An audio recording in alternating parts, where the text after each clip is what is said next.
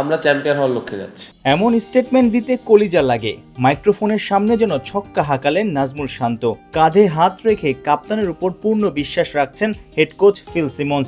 দল নিয়ে অধিনায়কের বড় স্বপ্ন। প্রশ্ন হলো, ব্যাটার শান্ত কতটা তৈরি? বিপিএলে বেশিরভাগ ম্যাচে ছিলেন একাদশের বাইরে, যদিও গেল বছর ওডিআইতে বেশ আওয়াজ তুলেছিল তার উইলো। ম্যাচ খেলতে পারি না, এর ভিতরে পজিটিভ কিছু দিক ছিল, যেরকম আমি রেগুলারই এক্সট্রা ব্যাটিং করার সুযোগ পেয়েছি, কিভাবে আরেকটু প্রিপেয়ার হতে পারি।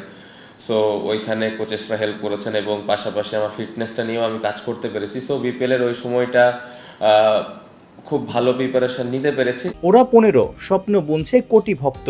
দুবাইয়ে ভারত বাধা, পয়া ভেন্যু রাওয়ালপিন্ডিতে নিউজিল্যান্ড পাকিস্তানকে ডিঙিয়ে নকআউটে যাওয়ার চ্যালেঞ্জ।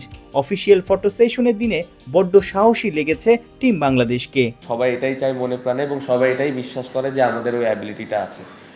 আমাদের রিজিকে আল্লাহ কি লিখে রেখেছেন আমরা জানি না, বাট আমার কাছে মনে হয় যে আমরা ওইভাবে মেহনত করতেছি, ওই আমাদের অনেস্টির সাথে আমরা কাজ করছি এবং প্রত্যেকটা প্লেয়ার বিশ্বাস করি যে আমরা ওই আমাদের যে লক্ষ্য, ওই লক্ষ্যে পৌঁছাতে পারবো। বিপিএলে ভালো উইকেটে হয়েছে রান উৎসব। বোলাররাও ঠিকই ভালো করার রাস্তা বের করেছিলেন।